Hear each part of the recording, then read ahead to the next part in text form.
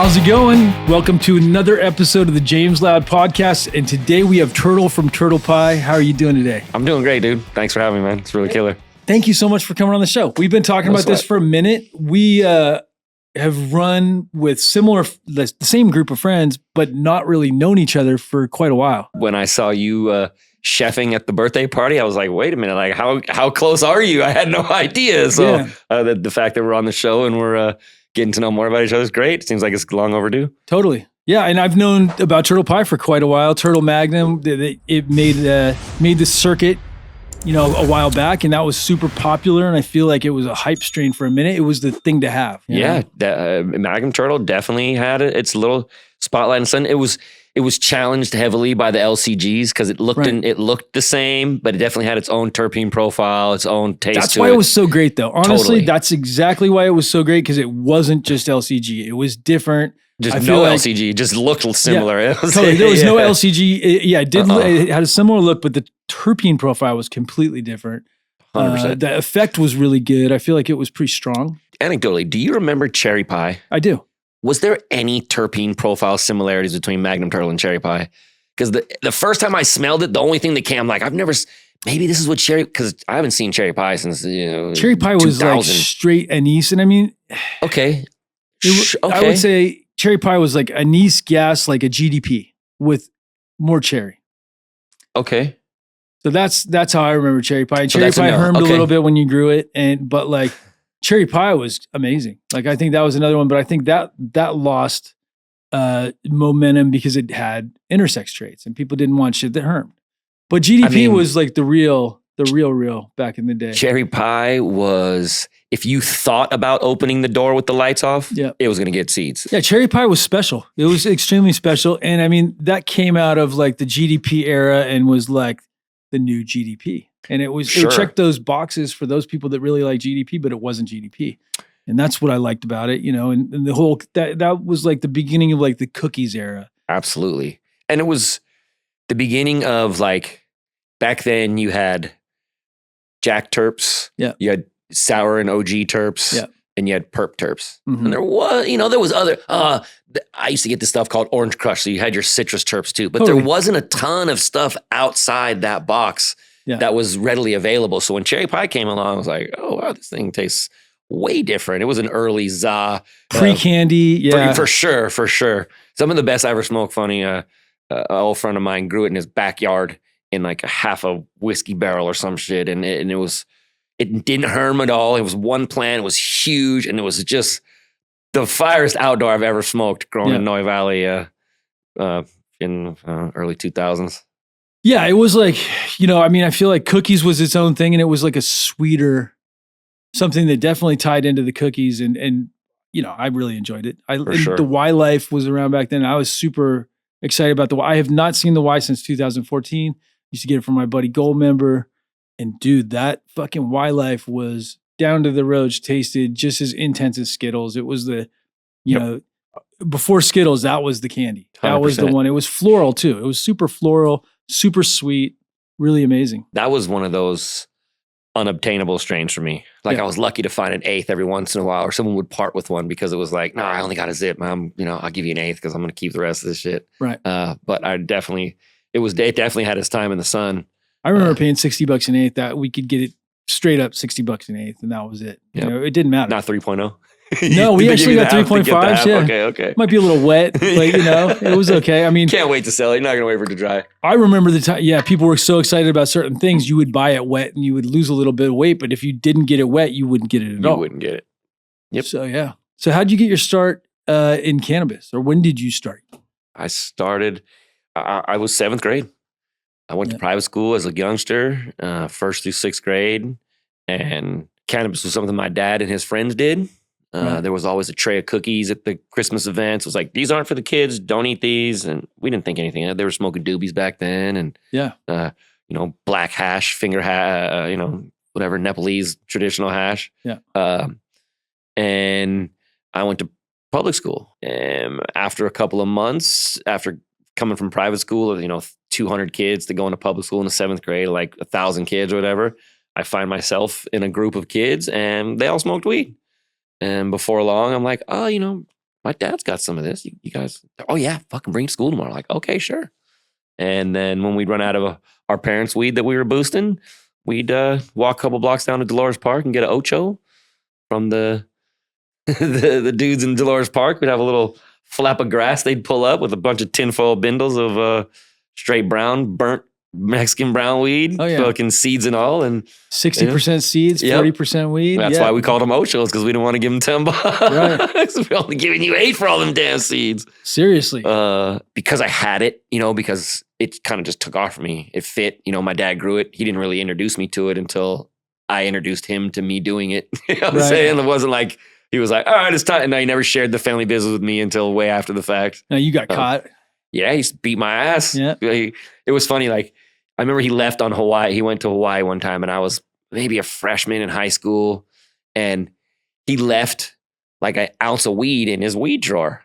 Yeah. And every day I took a little bit, thinking he wouldn't notice, right? But the eighth turned into like less than a half ounce, or the ounce turned into less than a half ounce. So to me, it didn't look like much was missing because I was taking, bowl or two every day. Not a big deal. Right. I was always like, all right, this has got to fucking stop. You're a freshman in high school. You're not supposed to be smoking weed. I don't stop stealing my weed. Get your own, which I did. And that's kind of how this all started.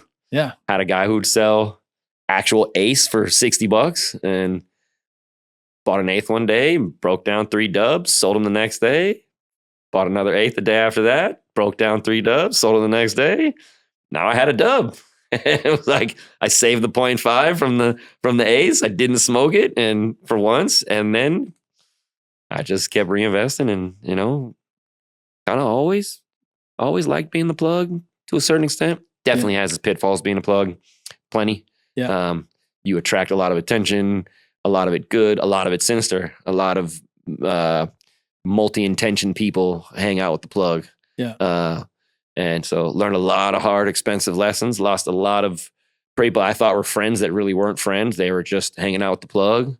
But at the end of the day, I don't know that I would change too much. Maybe some of the dumb decisions I made, but who wouldn't? Yeah, you really know who your friends are when shit hits the fan. You know 100%. What I mean? Like when you go through hell, when bad shit happens, then you really find out who your friends are. It's happened to me. I've learned, people that I thought were my best friends. Or my close friends. And then the people that actually came out and that were there for me, it's like, those were my real friends. You only got a couple of flat tire, rainy day on the freeway friends. Yeah. You know what I mean? If you got 3, then you're probably in good shape. Most people got 1 if it's not their wife or partner. You know what I mean? So, and if you got more than that, then you're obviously running shit the right way. You're running your life and you're making sure everybody else is eating and taking care of everybody. And you're not wrong about the how you find out where you are in their life. Yeah. They may hold a certain position in your life, but you don't really know what position you hold in their life until that day comes. And then it's like, oh, how did I not see that? Well, the bad times make you appreciate the good times even 100%. more. So I feel like you can't have the bad without the good. I mean, there's that contrast that really, it shows you who you are too. And then, the tough times that test you show you what you're made of. And then when you have good times, it allows you to appreciate those bad times even more because they give you that contrast. 100%. I heard the saying, you don't know happiness if you don't know sadness. And I kind of chuckled it off at first. And then you're like, no, actually, it's really deep. And they kind of coexist. Like you can't have one without the other. You can't just be happy all the time because then you won't know what being happy is. You don't actually experience the opposite of that. If you've never been broke, you won't really appreciate what it's like to have money and vice versa. I think you got to be broke twice.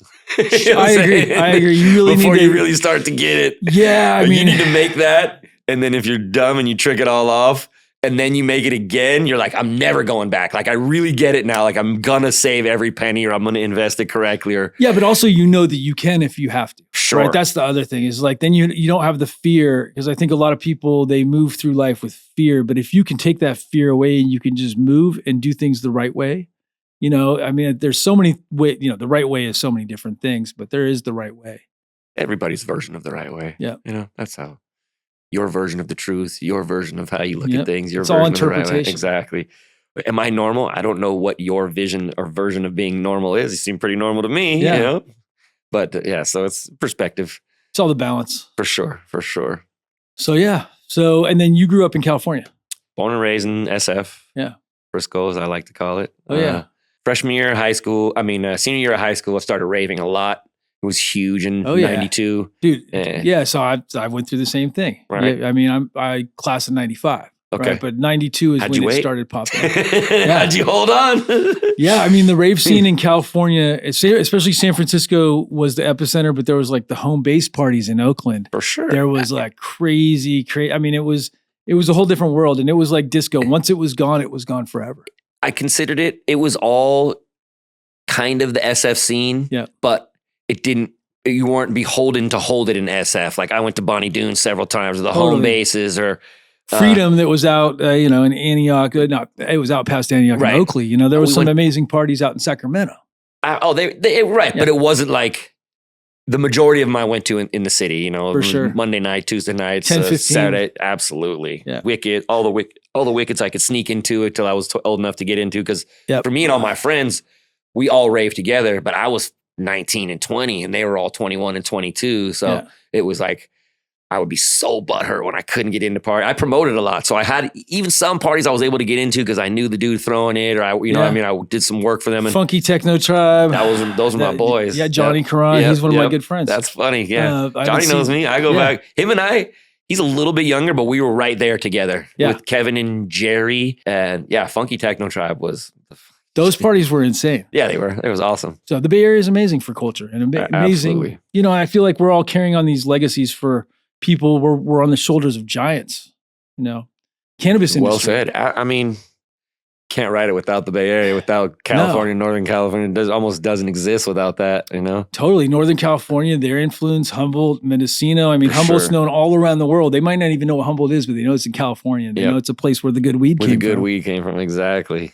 And it can't be duplicated. Our climate can't be duplicated, and not in an authentic way, right? Like that's the thing is like you can duplicate stuff, but can you duplicate it authentically? It's really hard to try to take a carbon copy and put it somewhere else. Sure. You can grow amazing flower in other places. You can anywhere in the world that you have someone that's super passionate. You can grow good flower. Antarctica? You send some guys that are super passionate down there. They can grow good flower in Antarctica. I guarantee you. In space, whatever. But, so there's that passion that drives. Let's see him grow some weed in space. Dude. I don't know how far that is away, but I'm ready. Space weed. Come on, Elon. Yeah. Grow some weed on SpaceX. Yeah, seriously. Yeah, AI grown flower. AI grown flower. Completely hydroponic, obviously. Dude, seriously. That's hilarious. Yeah, Who knows? The future is bright, I think in a lot of ways. And, our industry is challenged in its own right. Going into recreational, we've had our setbacks and our challenges. And, I've seen a lot of people fall off. Some good, some bad, and a mix of everything. Genetics is kind of all over the place, but we're still holding on to that gelato model. Strains have decade blocks. Yeah. Sour Diesel was all anybody wanted for the 2000s. Oh, yeah. Or OG Kush, depending on which coast you were on. The circles that we were in, for sure. It was Sour Diesel. You had some Chem Dog, some Sour Diesel, some OG. Mm-hmm. Those were these exotics of its time. And it's like, I still love good sour, good OG, good Chem Dog. Chem D grown right? Amazing. Yeah, absolutely. I'm actually pumped because the Green Dog team has been scouring their resources to come up with the diesel they grew up with in Vermont. And one of the posts I read the other day from the cultivator, Keegan, shout out Dirt Lore buddy. I love you, dude. He was just the passion and the way he was describing the flower of it being so reminiscent. You could kind of see, like I could see it because it was still wet, but like the outside was really bright green, but light bright green. Like a lime. Like a lime that you almost peeled some of the fucking skin off of. It was super light. And then it had these bright pink salmon colored hairs. And then the inside was almost like white and blinding yellow. And I was like, that's what old wet diesel used to look like. So I haven't been up to Sac in a couple of weeks, but I'm going to go up and hopefully get the smokes. I should have. Wait, we've had access since Reggae on the River. Dave from Budgelero, he grows the real sour, and he gave me some of Reggae, and we've done a podcast with him. I've been friends with him ever since, and amazing. And then it made me think that really there's probably only one sour. I feel like we have the AJ sour and we have the Weasel's Diesel and all these things. And for me, the sour that I remember, it was just one thing. Right? Like there was this one amazing, open the bag, punches you in the face with terps, and it's not super chemi. It's got the gas, but it's definitely the gas on the bottom, and it has loud lime, citrus, funk. And it's just, you open it up and it's unmistakable. The thing is like with certain things, you smell enough times where it's not what you remember. And then you start wondering if your mind is like playing tricks on you. And maybe you just didn't remember it right. The funny thing is once you smell it, you'll go, oh, that's it. That is the one. It's unmistakable. There's no other ones that I remember that are quite like that. I've recently come across that. We smoke what we called Nade. Yeah. BC weed, Canada weed. We shortened Canada or Canadian into Nade. Beasters and Nade. Yeah. Beasters and the Nade. And we had what we called Nade, or we had glue. Yeah. And that wasn't really too many other variations. If there was, I don't remember it. Well, our friend brought me some and I was like, is this the fucking Nade, dude? He's like, no, it's whatever he's calling it. I'm like looking at it and I'm like, wait, I'm smelling it. And I'm like, oh my God. And then I touch it, man. Like a fucking reaching back into history, reaching back into the 2000s. I'm like, this is it. Like, holy shit. It's a 2024 version, grown differently to today's standards. Yeah. And if it's an identical twin, this is our mutually favorite genetic, right? You know that, right? Like we both love it. Like, the second I smelled it, I was like, "Oh, this is the one, dude. This is the shit." So what do you remember it as? Because you have the knowledge too. Yeah, I mean, so the funny thing is, I was so excited when he gave it to me because it's so loud, and it's like the OG that punches you in the face. It's got that OG gas that burns your nose, right? But it's not heavy on the pine, like Josh D and some of these other ones have more of that earthy pine. This one is like nose burning, and it's more on the sativa leaning, smaller buds, longer flowering, and it has that nose burning punch, like the gas, like you wouldn't believe. It has the most gas of anything out right now. And I showed it to a whole bunch of people from New York and a whole bunch of people from Miami. And the thing is the first thing they're like, dude, that's crippy. I'm like, crippy. Yeah. And so their opinion was crippy. I remember getting that in the Bay Area as OG, or like we had an OG that was just like that, where it was like, what the fuck is this? Mm-hmm. You don't see gassy OG. Brian from Vital Soil hit me with some OG, like an ounce of OG that was, it was the real OG, like unmistakable. He's had the cut for 20 years. It was the shout out to Brian. Living Soil. Yeah, Brian from Vital. Thank you, Brian. It is, and he has it every time I see him, he usually gives me a little bit. And they do the infinity jars, and I think he has some friends that are also he's working with that are doing it, and it's like that is the real cut of OG. Like it's so for me, it's not it's different than the OG I grew. Yeah, it's feeling and effect wise, it's there. Yeah, but like I get in my nasal, and I hate saying this because I don't want to diminish it in any way, but back then I get Gorilla Glue vibes off it to a certain extent. Gorilla Glue was the shit for years. Like that was a really killer strain. It grows for a light, it did well for itself. But like I get like the merger of OG and Gorilla Glue, not really a GMO kind of stank, but like that pungent, that loud up there in the it has a similar structure to the glue too. It does the way it fingers out. Right. So I definitely get what you're saying with the structure, and also just the loudness. It's extremely loud. And the first thing, like, do you have any? I don't. But our mutual friend is supposed to be bringing some soon. I think they're in like week 6 right now. So it's a 10-weeker. So we got 4 weeks. He's splitting it with you and I. We get the tester lights. So that's the dream. And I love that stuff. And it's so loud, right? So that's the one where you don't get the same effect from gelatos or cookies or any of these things where you open the bag and it burns your nose. Like you get hit. It's like how sour would hit your face, right? Yep. Sour is different. Yep. But also when you open the bag and it punches you in the face with smell, with the aroma, it's just like unmistakable. Cat piss is what started it for me, where it had that nose burn where you open the bag. You don't even have to open the bag. It would smell through bags, and I guarantee you, even today's standards, the terp locks, like it would go through terp locks. Cat piss. I miss some good cat piss, man. You're from the Bay Area, so you probably remember good cat piss in the 90s, and it's like, that's another one. Dude, where if I knew what my dad was growing, I'm sorry, I cut you off, but like my dad always grew, he only grew green weed once, and it was the fucking best shit he ever grew. But all the other ties and Mexis that he grew, that he took care of and manicured, and it was all fire, like weed I've never seen since. You know, seeds that I don't know if when and where they came from out of a lid back in the day. But as a freshman in high school, that the strain you're talking about was skunk. Yeah, because it was like, you had to have 7 bags. It had to be in 7 fold over sandwich bags or a film canister when we used to have 35 millimeter, because if you didn't, you get busted at school. Yeah. It would smell out of your backpack, and it'd be like a thumb size bright green marble with one Crown Royal bag purple leaf just laying on it. And it would just be like, what the fuck? And then we moved from that, disappeared. It was probably so strong that people didn't want to grow it. I think that has a lot to do with it. It was so intense because we had skunk weed. We didn't even call it skunk though. It was, it was green, but it was extremely skunky. We got some from Santa Cruz. I've told the story on my podcast a few times. It was called the strawberry because the nugs were strawberry shaped, right? So you'd get 3 or 4, usually 3 nugs in a bag. Mm-hmm. And each nug was, like 1.2 grams or whatever, but it was strawberry shaped, and it was as skunky as anything I've ever smelled.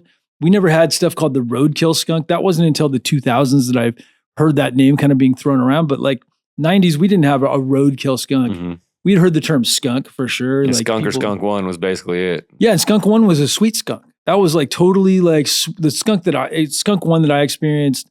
There was a Michigan skunk too that was really good, but that was like on the sweeter side of the skunk and not on like the nose burn side. I don't remember the sweet skunk. I just remember that stanky, loud in your pocket, Bay Area, telling on you. It told on you. It told on you. On you for sure. Yeah, well, 1/10 of a gram. If you just had 1/10 of a gram that accidentally fell in your pocket, you're done. It would smell. It would smell a whole room. Yep. And you just don't get stuff like that anymore. And some stuff like Skittles doesn't even really smell like weed. It smells like candy. I mean, 90% of the stuff that's out there right now is a trip down through the gummy bear aisle. Yeah. Or the high chew aisle or whatever would insert whatever fruit flavored ice cream candy combination you want to come up with, which is cool. I like it, but for me, it's like, so I just did a breeding project myself. Yeah. And I did half of it for me and the other half for everybody else.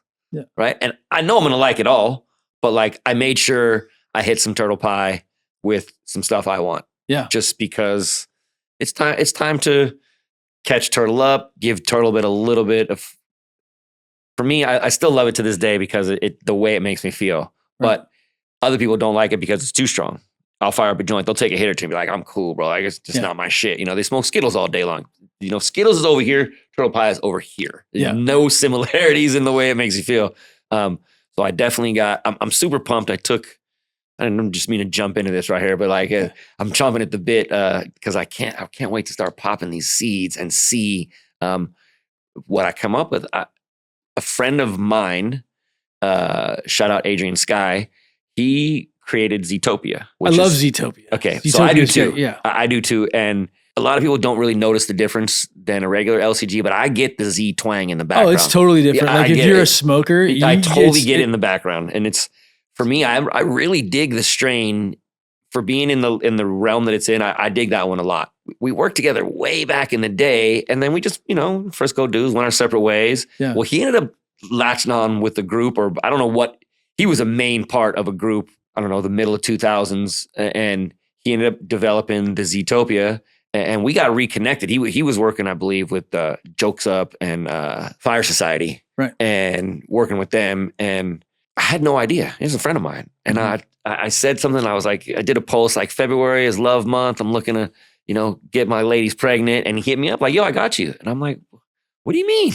And he's like, yo, I did this, I did that, I did the Obama runs. I think he said the Obama runs. I hope I'm quoting him correctly. Yeah. But I'm like, no fucking way. Like, all right, let's talk. So after a few unsuccessful breeding projects I tried to do, I just said, fuck it. I need some new genetics. I got to get some new stuff pumping through the pipeline. And so I did a little project in my basement, and I've got a couple hundred seeds to start rifling through. I took 7 of my strains, and then one other strain was gifted to me by a friend, and I just dosed them. I got with the purple sticky rice, some I got with Zetopia, and some I got with belts. And so I'm pumped to see some of these combos. I got grits and jam combos. I got strawberry melon combos. I got prickly pear, Sunday paper. Like, I'm super pumped. It's my first intentional breeding program. I got a lot to learn. I don't know if becoming a breeder per se is something like internally for my own shit. Absolutely. But like to make that external, I'm probably not organized enough to do that. It seems it's still a great progression for sure. It's for sure. I mean? Like, it's not weed. It's not pounds of weed. It's not trimming flower. It's a completely different everything.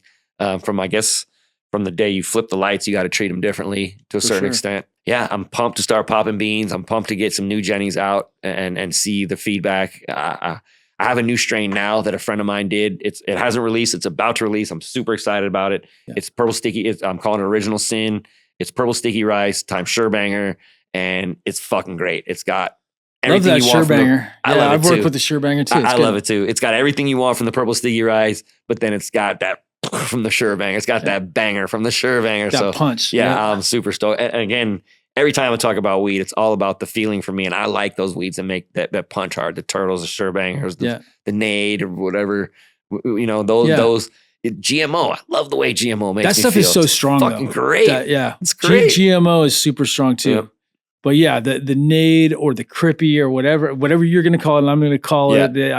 It's so amazing, right? But it's so strong, right? Like that stuff is like, it's not for the faint of heart, right? It's not for it's not for the new smoker that wants to see if they like weed. It's for the guys who really smoke. Yeah, and that's what I love about it too, because all the old school guys that smell are like, yeah, that's the one I want. That it's people with either too much anxiety and they need less, or people or if you get anxiety hella easy, it's not for you. It's not for you. Yeah, it's not for you. If you roll with anxiety and you want less, smoke some Turtle. If you get anxiety easy, definitely stay away from it, because your heart will be beating. You'll hear I can hear it in my ears. Yeah. Like, who's got the food? It also makes you eat like crazy. But I'm pumped about the Original Sin, because that's it. Like, as soon as it came out, I'm like, oh, I got something here. This tastes so good, and it has the looks. And then as it sinks in 7 or 8 minutes after smoking, and it's just like big, heavy, warm coat laying on your shoulders, I'm like, oh, this is the shit right here. Throwing some Call of Duty or a movie, and I just fucking veg out for a little while. I like it. So be on the lookout for Original Sin. I know you guys are gonna fucking like it. It hits everything. And that's gonna be coming in the next couple of weeks. Just got my packaging figured out, and that's what I forgot to bring, the damn jar for the Original Sin. Yeah. I'm pumped off that. And then I'm gonna start popping 6 to 12 seeds at a time and see what I can get, and just do some fact finding and see how some of the genetics laid out and where I'm going to end up with them. So nice. Yeah. Yeah. And I'm in the right place. So I know I'm in the right place to talk seeds all day. Absolutely. We can do it off camera. Well, the thing I like about someone like yourself who's going into breeding is you already know what you're looking for as far as quality, right? So like, if you just start growing and then you're in like a year, 6 months to a year, and you're like, I want to start breeding, I don't feel like you have enough data points collected over the period of your life to really go, you might say, this is what I like, this is what I don't like. But if you have a huge collection of things that you've tried, and you can go, okay, 80% of this stuff I don't like. I really like 20%. I like the way this makes me feel. I like the way this tastes. I like these traits. And you can start picking it apart. I like the color. I like the yield. You know what I mean? You start listing these boxes 100%. That have to be checked. And it's like, as you have experience, that's when you really should go into breeding. And I feel like it's a great way to prevent yourself from getting bored with just growing, for one thing, but also you have this knowledge that you can pass down and you can share with the world through your breeding. I completely agree. I think there's 15 jobs you should have before you're fucking breeding, from building a room or watching a room being built, to learning how to line the trays or set your trays up and run feed, to de-leafing, to harvesting, to trimming, all those things come away. Then maybe you get to learn how to make the batches. Maybe curing and drying. I feel like that's a huge one. Like learning how to dry and cure correctly. Yeah, you can watch every day, but it's still on me. I'm not gonna, unless I'm gone. You're not doing that until I'm confident with you. It's one of the hardest parts. 100%. You can ruin all your work in one fucking day that you spent 3 months doing. So many people do. They ruin it. They grow it and it's amazing. 100%. And then they go to or they don't flush right. And then, they don't do that last week or that last 2 weeks or whatever you flush for, but they screw that part up. And then the drying and the curing, they just major fail. And then they have some boof. right? And booth that should have been amazing, they had a good starting point with the genetics. Like if you start with good genetics, you have your room set up properly, you dial it in, and you go all that time. All you do is don't fuck up. Yeah. You don't even have to be great. You just don't fuck up. Right. Like, keep it simple until you actually learn what you're doing. And then, an early mistake I made, and maybe you did, is I had 2 or 3 other people who were really good growers. Yeah. And I'd ask them all the same fucking question. And I would take some of what he said and some of what he said and some of what he said. Worst. It was the worst. Yeah, it was the worst fucking idea, because then you don't know what's actually working and not working. So then I was like, you know what? I'm just going to listen to this dude. And then I'll take his advice. And if that doesn't work out after 3 harvests, then I'll, for whatever reason, I'll take the 1 problem or 2 problems over to this dude and see if he can help me square them away. Yeah. And that ain't trial and error, but cannabis is a fucked up business to have a lot of trial and error in. Like, it is. 1 lost harvest might mean lost rent, especially if that's how you're supporting yourself. It might be a bad Christmas. Yeah. It might be a Christmas with no presents. It might be you can't afford electricity. There's all kinds of bad stuff. Christmas was always hard in the weed game unless you saved money from summertime, because no one was spending money. I'd be like, don't you want to buy weed for Christmas and like give quarters away?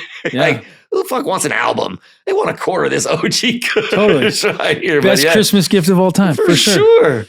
Yeah, but Christmas money was hard to make October to January. Yeah, that was when it was flooded, because we had floods and we had droughts. Yep. And there was a lot of both. Baby. Yeah, and it was up in waves, and the summer it'd be hard to get stuff. People don't even understand. There was times where you couldn't get weed to save your life when I was a kid. It was like, not kid, even in 18, 19, it was like, we might be able to get some brown weed, but nobody wanted to smoke brown weed. Like I would rather not smoke at a certain point. When I was younger, I was like, whatever. But there was a point where I'm like, I'm not smoking that stuff because it gives me headaches. I just want the good stuff. And once you really get a taste for the good stuff and you've smoked it long enough, you can't do the bad stuff, And it's like, I think I've smoked brown weed like 3 times since I started smoking green weed. Yeah. Once was in Thailand. Once was, I let my buddy convince me that his breen was phenomenal. Because it was green, but it was brown weed. Like, you could tell. I mean, for being breen, it was good. But it's like once you fly first class, you don't try to go back to the No, that's the truth. I'm experiencing that. It's like, it's hard. It is what it is. But, we live in this amazing world where we have access to a lot of good stuff. Like the access that you have and the access that I have, it's like we get to smoke the really good stuff, but not everybody, I always have to remind myself this, not everybody gets to smoke like we get to smoke or 100%. Experience, whether it's, it doesn't matter whether it's extract, we can smoke pens or whatever. Most people don't really get to experience stuff on that level because that's the 1%, right? So like, it's just like with money and everything else, most people don't have it. There's a reason it's the 1% and not the 99. And, I definitely know the groups of weed I smoke with. Yeah. I'm smoking if not the best, tied for the best weed around. It's on that point, you can't really. That 1% area. Yeah. And it kind of like, I'm 50, almost 51. Yeah. I've been smoking weed 80% of my life at this point. I don't have space in my lungs for shitty weed. Same. I can't. And it's, and I comes off totally weed snobby, and it might be a little bit, but I would prefer you step your game up and get better. You know what I mean? And so I don't have to worry about that. Like, people want to hand me their joints all the time. First of all, with COVID and being sick, like I'm getting to the point now where I'll like go to an event and light a doink and be like, I don't want to hit your weed. I love you, give you bro hug, give you dap, but I don't want to hit your weed, and I don't really want you to hit mine because I don't know what you're giving me. I don't know how it was taken care of. I know who grew and rolled whatever's in my hand. Yeah. And I know their standards, right? And then nor do I want to swap spit. Like, I would always get sick coming home from Emerald Cup or any, Spannabis, you get cup cough, right? All these events, Amsterdam High Times cups, all these things, you would get the cup cough, because everybody's sharing joints and they got germs coming in from all around the world and we're all mixing it up. And especially, I didn't even think about that. I haven't been to that. I'm going. In fact, I thought about like, I got to get my passport taken care of because I want to go to Spannabis. Have to go to Spannabis, and then Germany has to be on the radar too. Is it right after? Germany is in June. And Spannabis is in March. Okay. And so I get, and then there's 420 in between. Fuck, that's a busy 3 months right there. Well, that's the industry for you. Yeah, for sure. But Spannabis is the one you got to go to for sure. Our mutual friends are all going to Spannabis, I hope, this year. Okay. We're doing it big. Every year's big. When I have FOMO on IG and I'm watching everyone I know there fucking, I'm like, why have I not gone? Yeah, I'm eating amazing food. I'm a family man first. You know what I mean? My wife works her ass off. She has a full-time job. Taking care of my dog, my 2 cats, and my daughter completely for a week and a half is huge stress on her. Right. Shout out, babe. Love you. And so like, there's part of me that's like, I can't fuck it. But then at the same time, I'm like, look, you don't want to live in this house forever. I need to go do some of these things. And she's like, I get it. Just we'll this work is it where out. the big deal happen. You know, $100%. all the big meetings happen at Spannabis, at MJ Biz, at these bigger events. That's, you know, those are where you bond with other guys in the industry too that are on your level. Right. Yep. That's the beauty of it. Yep. And my wife's very supportive of the industry. She works with me. She's my business partner and my wife, and she does a lot of the fucking hard stuff, you know, so that I can do the stuff that I do. Right. So yeah, it's a team effort. Oh, 100%. My wife is so busy. She doesn't help me with my job, but I got my 2 team members, and without them, I've like, what's the address for today's event again? Can't find it in my emails. Okay, Boomer, I got you one. Yeah. Shout out to Lee and John Henry. You guys are clutch and come through for me all the time. Totally. I like to give people their respect. I have a very small group of people who help me be Turtle Pie and allow me to be Turtle Pie. My Sack Craft team, my personal team, and then, do you know Barney? Do you know of Barney? Barney has a green dog. Formerly, Barney has the Blueprint. I know Blueprint. Okay, Blueprint. Yeah. I mean, Jordan's another homie. Totally. But Barney is he's like a weed celebrity without a brand. Yeah. Like everybody in SoCal knows who the fuck he is, and he represents our brands down in the Southern California area with the most enthusiasm. Dude is just fucking awesome. Like, the team, like I said, my team, the Green Dog team, and him, and a couple other, you know, tight family members. I don't want to leave anybody out. You know, we can't do this shit without you. And it's so much fucking fun doing it with y'all. I love it. Thank you guys for all being fucking awesome, showing up to work, motivating me to do more every day. Because I can get lazy, you know, I can get complacent. I've been doing this for so long. Like, I haven't been excited about anything really, except for the new strains that I drop and this new seed project. I'm excited about that because it's new for me. It's right. You know, I did it myself. You know, I was given the pollen, but I got my little paintbrushes out and went in there and dusted each plant, and, you know, I haven't grown in years because other people have been doing it for me. So I got to grow a harvest again. I know why I fucked up at the end. And if I decide to do it again, I won't make that mistake. When with seeds, it's like I go a lot longer than I would. Like if I harvest something a day 50 or 63 in flower, I go an extra month because I want the darkest, best looking seeds. Sure. So it's a lot more work, and you got to keep them as healthy and happy as long as possible with seeds. It's always a challenge. We can talk on air, off air about that. Like I definitely would like. I'd like a longer recipe because I got a bunch of great seeds, but I wouldn't say any of them are huge. They're gonna pop, and I'm gonna get some fire ass genetics out of it. It's not the size. It's not the size of the seed. It's not the size of the seed that counts. Yeah, I guess I was just making the extra month would make them girth out a little bit. Not necessarily, but it'll definitely make them darker. Outdoor seeds come out bigger typically than indoor, but also that's very specific to the genetics you're working with. You know, you can, but I've seen bigger seeds come from the same cross outside as opposed to inside.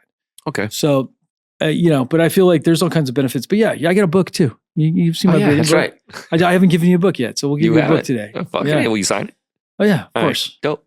Yeah, it's a lot of fun, and I mean, I think it's all about finding those exciting things where some people are barracudas, right? They're chasing the next shiny object in the ocean, right? I try not to be that. I try to do stuff that keeps me excited, that's aligned with my main focus. So we got a breeding book, we got a podcast, we got a new podcast, we got our website, we got all these things. It's all genetics, right? Everything comes back to genetics. 100%. I'm not trying to be the flower guy. I want to be the Gore-Tex. I want to be the Velcro.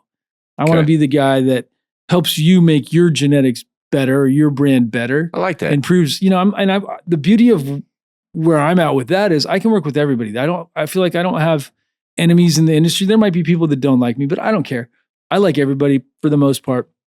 And if you don't have people that don't like you, you're not doing shit right. Exactly. There's always going to be haters, dude. And it's like, look at the environment we live in currently. Right. Like, half the country sees things one way, the other half sees things the other way. Absolutely. You guarantee if you got both of those people paying attention to you, some of them are not going to be liking you. It just is what it is. It's okay. Negative energy is still energy. Yeah. You know what I mean? If that's what you got negative energy from, fuck it. It's better than none energy as long as you're not pointing a gun at me. You know, we're good. For sure. You know, hate all you want. I laugh at that shit. It's like, cool. You could have spent your time hanging out with your kid, but you chose to fucking rage on me. Okay, thanks.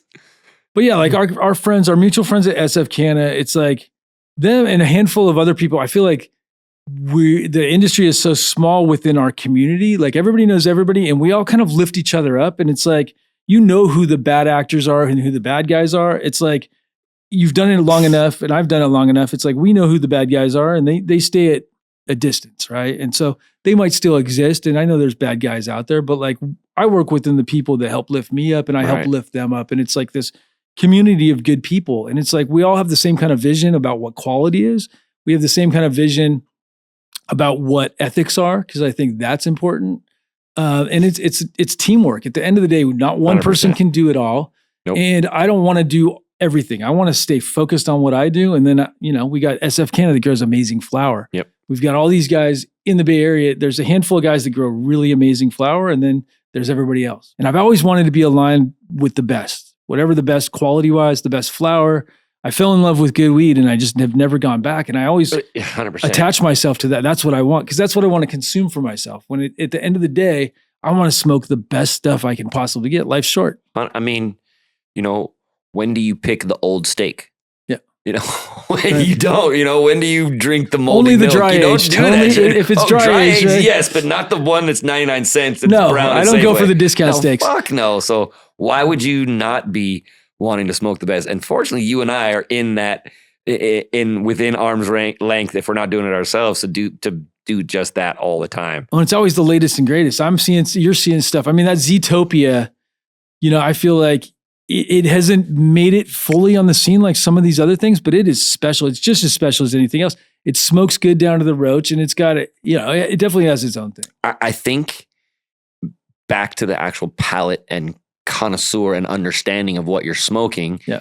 If you're not looking for it, it goes right over your head. Yeah. If you're not familiar with Z terps, if you're not familiar with how Z terps affect other plants and other genetics, like I don't even know that I get a ton of Z in the smell. Like there's something different about it. It's not just another LCG, right? In my opinion, it's just not visually. Visually, it looks very similar. Even on the nose, it's pretty dang close to your run-of-the-mill LCG. But it's candy. It's candy. You exhale, you're like, oh, there it is. And you smoke it down to the roach. Yep. It just tastes good all the way down. And it has a really good effect too. Like, I feel like it's all about effect with that. And it's not as strong as LCG, right? But it is because the Z somewhere in the middle because of the Z. Yep. But it's not a diet Skittles either. That's what I hate diet Skittles. I hate stuff that's a diet version of the original. There's nothing better than Skittles as far as on the candy where it's like straight candy. But there's things like Moonbow, and I've talked about this on my show a lot with Moonbow, where it's like it's complex enough to where it's not just straight Skittles, but it's Skittly. It's got that do-si-do, and it's like complex. And you smoke it, and you're like, wow, down to the roach, it tastes amazing. And that's what I'm really looking for. Tastes amazing, makes me feel great, makes me want to smoke another joint. That's okay. So when you go to get high, and you open your toolbox with 200 fucking flavors in there, do you open it?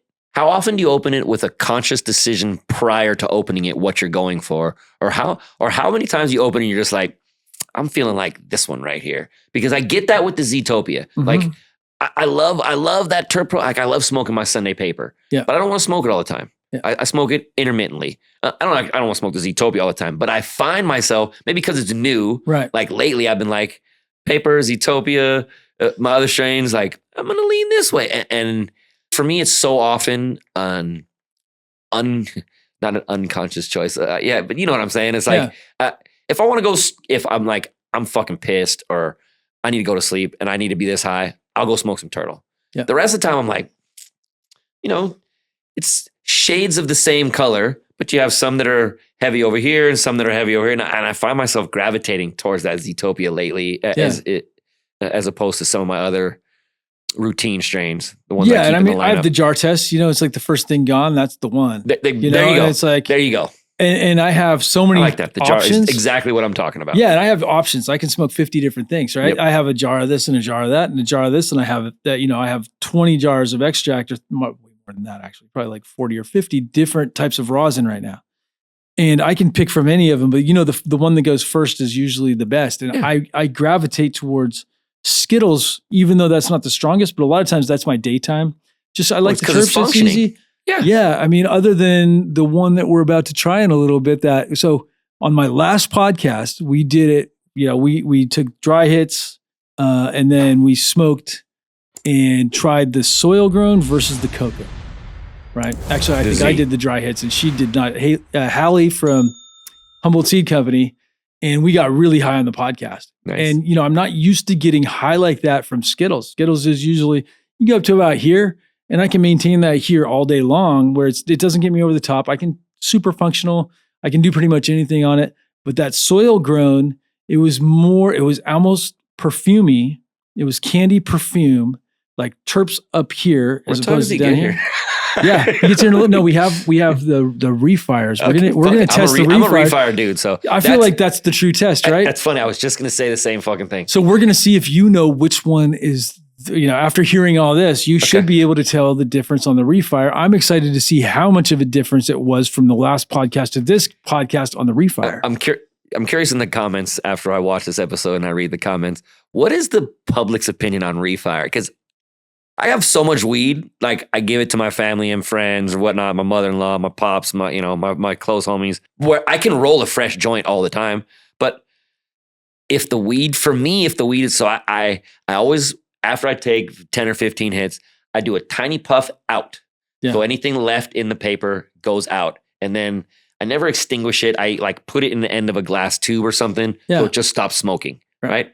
And then 30 or 40 minutes later, when it's time to re-up, I go back outside and I do the same thing. And as you said, that is the true test, especially if you can light it 3 times and you're like, this shit still tastes like that's like the old school Pelly. Right. The old school champagne, like the Roach tasted almost damn, if not better than the front because you're getting that fucking resinous, gluey shit. It's funny, full circle, Johnny Caron, that's where I used to get the real champagne from. That's funny. Small world, right? Fucking A. Like, but the real champain was like that. You would put it out, and Champelli's the man. I'm good friends with Champelli. We've been friends a while. And yeah, there's a long story with that too. But like, dude, that champagne was special. I got lots of long stories with that too. There's so many long stories. Yeah, for sure. Bay Area is just such a small, knit community. I mean, the amount of, if not now, at one time, influential cannabis people that went to fucking McAteer High School, I bet. If the book of cannabis is written and they have a map with little, hot spots like McAteer High School in 89 to 92 is going to be blinking on the map because there was quite a few people who have had a hand in the cannabis industry and forming and the shaping at that place at one time. It was kind of funny. Right. And all the high schools, it really, all the high schools, Berkeley, East Bay, you can go out into Concord and go Walnut Creek, Concord, Pleasant Hill area. That's kind of where I was at. And it's like cat piss. A lot of guys from there remember the cat piss. There was a lot of legendary cat piss going around that Concord area, all the way into Antioch, making it into the Bay. Yeah. Fucking A. Yeah. Crazy. The fact that we have run such parallel lives and are only 3 years apart and really haven't come across each other at all until happenstance recently, it's kind of weird because people with your resume and your longevity, like I feel like I know most of them, especially if they're from the city, whether they're good friends or acquaintances or somebody I've met once or twice. So like I said before, this is long overdue. And I definitely like talking weed. I'm telling, because we don't really talk it too much. We haven't hung out before too many times, a few minutes here and there. This is the longest conversation I've ever had with you. Right. But to know how many similarities we already share without knowing that ahead of time is pretty fucking cool. Like we can sit here and think the same shit, without having to verbalize it. And then we're like, oh yeah, that's a finish for damn sentence. That's the true test of weed, when you can relight it and tell how good it is. For sure. But I am curious if after you watch this, I do wonder, because I'll relight a fucking hash hole. Like I can't face a hash hole. You can't just throw that out. No, who fuck no. No, but even good. I am not throwing out anything, but if it's a stewed doinks, the last part is that's it because it gets too harsh. But I'm definitely not throwing none of my cash packs, none of my stewed doinks out, none of my homies doinks out. I'll relight that bitch 3 times. If I know there's no more hash left, okay, because I can go fire up another one. Yeah. But like, who can face a hash hole? Seriously, I have one friend that comes over and takes my half joints. And it's, he comes over, I don't mind. But I don't want him to go to waste either, you know what I mean? But like, if I showed the bag of half to people, be like, what the fuck is wrong with you? Like, I can be wasteful, but I don't smoke. I don't do the relight longer than the next day. Yeah. I won't leave it outside for 3 days and then go relight it because that's never good. Sour you could do that with, and cat piss you can do that with, and I can't really name other ones where cat piss you can smoke it a week later and you're like, fuck, that's cat piss. Okay. So right? But there's only a handful of things. I'll roll a joint at like noon, and if I don't finish it that night, I'll smoke it the next day. But I also don't smoke flower every day. Yeah. I smoke a ton of Coalfire and Flavor Aid, and I dab a little bit. It's definitely my least. It's definitely my least form of consumption. Yeah. But I went through a phase where all I did was dab, and it just fucked up my tolerance in general. So if I want to enjoy any you flower, don't appreciate flower as much. But I still dab 100%. quite a bit. And well, I mean, I've been like, so the Eris from Focus V is like my go-to, but then I got this Rover and I've been on the Rover kick, and it's like, you can see the smoke. That. Yeah. It's wild. Yeah. Like, I mean, that's so reminiscent of the glass domes and the little, what is it called? The castle from a chess piece that used to go a little metal thing. Like I'd always get to the party, like 15 minutes into the party, the glass dome would be busted in my pocket, and I'm like, oh yeah, that's the same. I broke in 2 of these now with the glass, and dude, these guys are great. So Dip Device makes these. So Dip Device made these straws, right? And so I got the straw from this dude named Uncle Stoner. He's a character. Dip Device, they make the straw, right? And so you can just nectar dip it collector? in. It's the same idea, but it's electric nectar collector. I love nectar collectors. Yeah. They gave me a couple of pieces. I really like that. I think I used them up, but they worked pretty good. I didn't know they had a new product. You gave me one hit off that, and it fucking tasted great. And and so it's a quartz bucket, right? Yeah. In the inside, it's got the beads for terps, and I really, so for the price point, it's $80. Oh fuck! And I think it's amazing for that. And this is not, they sent me some. They didn't pay me anything to talk good about their product. Yeah. And I mean, a lot of these products are expensive, but for the price, this is a great product.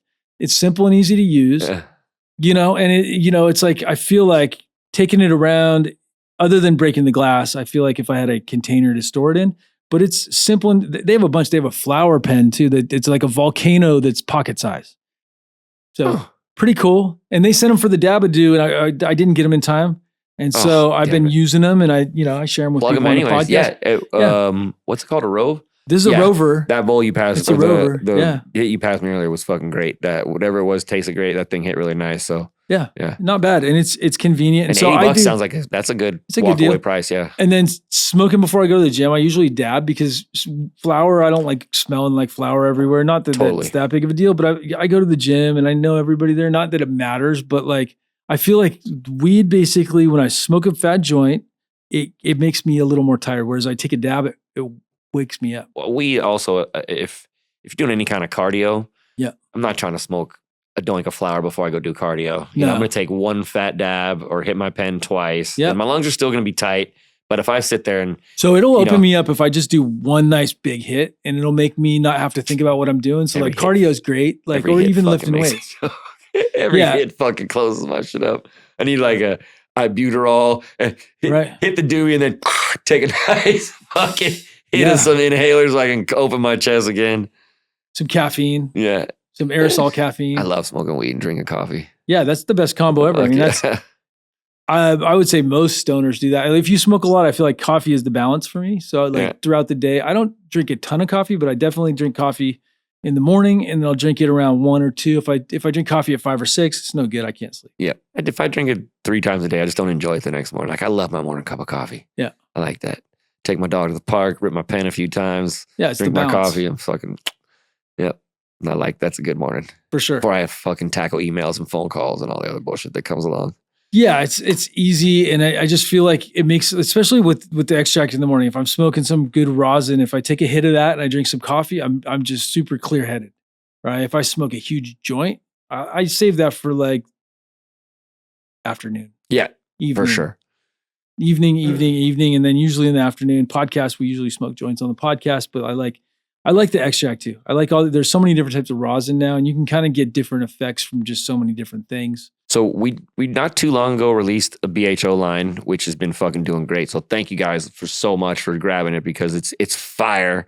I asked for, when possible, butters so I can get the donut hole because I smoke them and I can't offer rosin as a product. None of my stuff really hashes, which is another reason I did the pheno hunt, that I did the breeding project that I did, so I could hopefully, I'm looking for 6 to 10 strains max, which I think is doable. Considering the genetics I put together, I think I should be able to get that.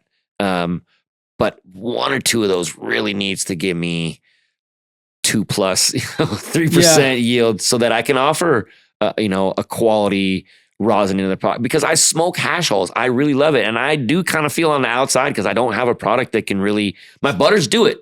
And for people that are, it's a really cost-effective way to roll some donut holes. Butters a really clean way to smoke BHO. It gives you the hole too. Like it works. It smokes a hash hole just fine. The end can be this much less. There's a lot of people that hate on BHO, but like BHO, you're not losing those water soluble terps. That's all I got to say. Again, I'm offering it to offer it. Yeah. Because I can't.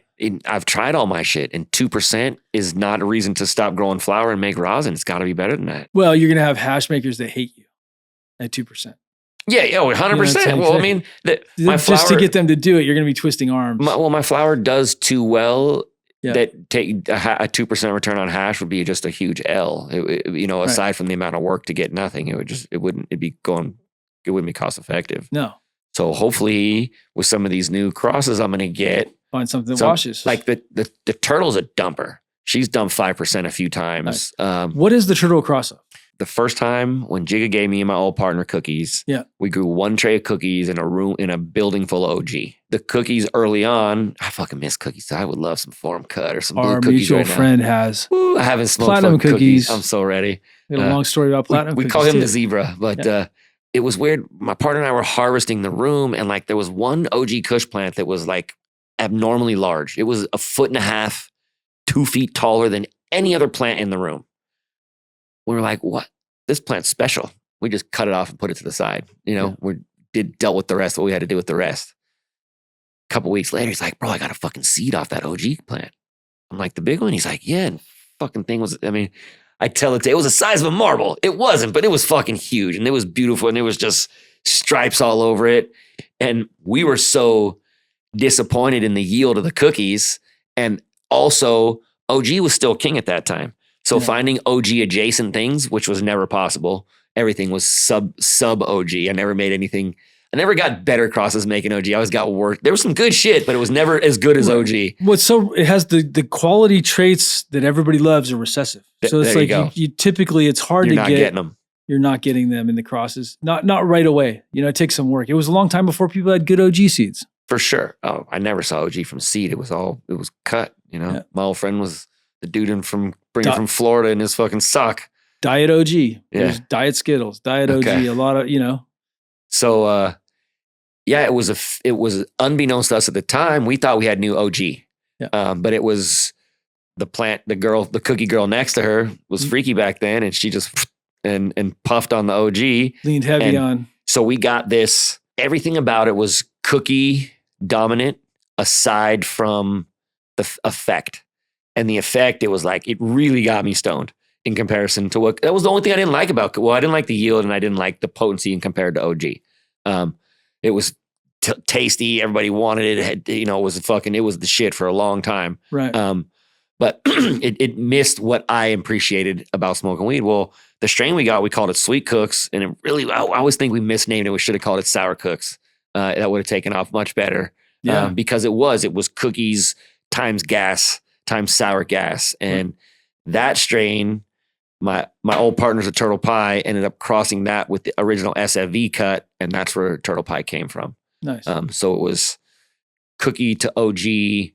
That strain was crossed back to OG. And again, if you see her and smell her, like there's not a ton of OG visuals or nose to it, but then when you smoke, you're like, but you got the strength. You get the strength, just like you get. I mean, cookies was strong too. That's why cookies was popular. Right, big nodes. Yeah, it's a big old cookie nose. They're like 4 fingers or more. Yep. Yeah, and it's like then it's spaghetti's out. Yep. That was the problem that I had with cookies and same thing with the old OG that we got that was just OG Kush. It was like, it would spaghetti out where you had to trellis it. You had to support it. There was no way to grow it unless you wanted a bush that ran along the ground because it would literally grow up and flop over. 4-inch node spacing, little buds, you know. Thin Mint was different. Thin Mint got, dude, that was a freaking amazing plant. Spears. Do you mean if I didn't grow OG, I didn't have to triple trellis? Yeah, exactly.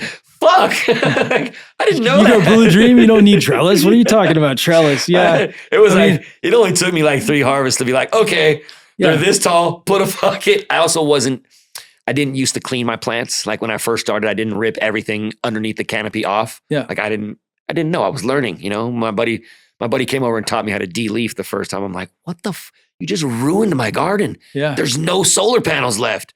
He's like, just fucking wait. And sure enough, I was like, oh, wow. I see some people and they just pull it so hard. They strip it so hard where I'm like, what are you doing? But they get crazy yields. And I've never been one to completely pull off every leaf to where I'm like, but everybody has their own way. Sure. Well. And now with under canopy, you don't have to clean. What are you getting paid for? Yeah. Leaf or bud? Totally. So grow less leaf and more bud. The energy's going somewhere. It can go to your leaf or it can go to the bud. And I'm like, okay, that makes sense. Okay. Yeah. So the under canopy lighting, you don't have to clean the under canopy. The Favens are crushing it. The Favens are crushing it. All our friends use Favens. It's like, good shit, dude. Well, when you're getting 30 to 50% more yield and you're getting more purple buds on the bottom than you're on the top, it's hard to argue with that, you know? I did that years ago. I hung T5s around my room. I mean, it wasn't under canopy, but I got full side canopy and I had crossover light. You know, T5s don't really get that far, but I definitely noticed the fucking difference in yield. Yeah. I also noticed a huge difference in power, but it's like a little phototron. You know, for the phototron, same idea. That was the side first shit I had. Yeah. I tried growing a phototron in a San Jose and it just was miserable. You know how I know you're old? You grew with a phototron. I grew with a phototron. That was where I got my start too. Did you ever try the octagon? Yeah. So that's so funny you say that. That was the sickest shit. I could never master, but it was so dope. So we had the wooden octagon. My friend, Micah, my good friend and business partner for a long time, he came over to the house one day and was like, he had the recipe. You know, he had, okay, this is the wood we have. These are the angles we have to cut. We had to go all the way up to Willits, to the garden spout, and buy these Dutch pots, which were 5-gallon square pots with little holes in the back. And they were $5 a piece. And it was 13 plants per row, and per light, there was 26 plants per light growing towards the thousands or the 600s one? We had thousands. So we did 2,000. Some people had 3,600s. We had the cool tubes that ran in the middle. So the cool tubes, then there was with light on chains, right? And I forgot some people just used to hang them, but we put the cool tubes in there to keep it cooler. Yeah. But it was very strain dependent on what would work. You had to grow something that you could veg just for very shortly and you would still get nice buds. You grow some Chem 91 like I did, and we got walls of larvae. It was straight. It was Chem Dog. It was the West Coast dog. We got it as the dog. So my buddy I think he had 3 in the room, but he also had room lights. Yeah. So all the backsides flowered out too. Like he ended up having to hang trellises on the back. That's crazy. Yeah, we never did that. He was like, you know, there's so much fucking, like it all grows right towards the light. That was another triple trellis. Like you had to hang trellis after, because he was growing Kush and sours. So it was just, you know, it was getting super long. It would get all viney, and then it would even, if it touched the cool tube, it was getting burnt. Even, you know what I mean? It wasn't that damn cool. GDP was the best thing to go in octagons because they would short and they would really chunk out. Yeah. 8 weeks and you're. Yeah. I like GDP still. Fucking A. I don't see anybody growing it because it's a pain in the ass to grow. Same thing. Good Bubba. I haven't seen a lot of good Bubba lately. Like I have this philosophical conversation with people, like what I like and what sells. Yeah. You know, I try to sell people what I think they will, of course I have what I know people will like. Yeah. That's how the business works. Am I here and there like, try this? Like I've added Surebanger to 2 of my strains now, and that's outside what a lot of my people like. The Fabuloso does pretty well. Yeah. And I'm hoping the Original Sin's going to do fucking great. I'm pretty confident because like I said, it hits, the Fabuloso is a little light where this is a little more heavy. But trying to curve the market to your will is kind of tough. Like it's only going to go so far and then it's going to bounce back. And it might happen one time. Yeah, but it's not going to happen every time. I'm not going to stop trying. You know, I have 9 strains that do really well. Yeah. Regardless of how long I've had them. because they're grown perfectly and they're quality strains. Yeah. I have 4 or 5 more strains in my repertoire that do okay and get grown and offered sporadically just to mix things up. But every time I'm adding, if I add 3 new strains, one of them is going to be something I want you to like. Yeah. Not something I know you're going to like. Like I did a lot of candy on candy. Right. I'm adding Zootopia to grits and jam. Yeah. So grits and jam is a candy. It also has an herbal nose, like an herbal. I wanted to bring some today, but I just didn't have any left. Yeah. I only had smalls and I didn't want to show up with smalls. But the grits and jam to me is a candy, but it has not oregano or rosemary, but some sort of cooking herb essence in the background. Well, I've added Zootopia to that. Yeah. So I'm pumped because grits and jam is one of my best sellers. So, yeah, you just never know though with breeding. You never know. No, you might get something totally different. You have an idea of what might happen, but I'll tell you one thing about smalls. They all look the same in a joint. They sure fucking do. So I like sure smalls too sometimes. It's like Skittles. Smalls are still Skittles. Yep. They're good. So I'm not picky always with smalls. I don't mind smoking smalls myself. I smoke them all the time. Yeah, me too. When I go to SAC, I'm like, just give me smalls. I don't need the fucking big buds. That needs to go to the patients. Right. My old hatchlings, thanks fucking BCC, now with Petals, even though Petals does really well. Yeah. I had to change. If you don't know, I had to change my hatchlings to Petals. Same product, different name, less kid friendly. Way more female friendly though. Had a couple bud tenders like, oh, a lot of women buy this, it's kind of anecdotally hard being a 50-year-old dude trying to design and market to women specifically. Like I just grow shit. It's good though. There's nothing wrong with that. I think that's great. I would love to know how to do it. Dive into the soccer moms. I kind of with the Petals, like I've had a couple bud tenders like, oh, I have a ton of women who buy this all of a sudden. I'm like, great. Like, tell me what else I got to do. Like there's plenty of girls that smoke weed. I would love them to be Turtle Pie fans. Like, please. But yeah, because I know the A's sell out. My small sell out too. But when I go to SAC and I get my little kickbacks, I'm like, just give me small. I don't need too much big buds. Yeah. It's like you said, it all smokes the same in the joint. Well, yeah, good smalls are good smalls. I mean, that's what people, and it's like, I just like good flower. At the end 100%. Of the day, I want it good. It's, if it's smalls, Amen. If it's big, if it's ugly, I don't care if the weed's ugly. If it tastes amazing and it makes me feel great. Do you see pretty Skittles? Pretty ugly Skittles. Exactly. Like, Skittles is not the most beautiful. In fact, we were looking at some today and I was like, yeah, it's not a looker, but at the end of the day, it tastes absolutely amazing and it makes me feel really good. Yeah. The original Pelly wasn't an amazing looker.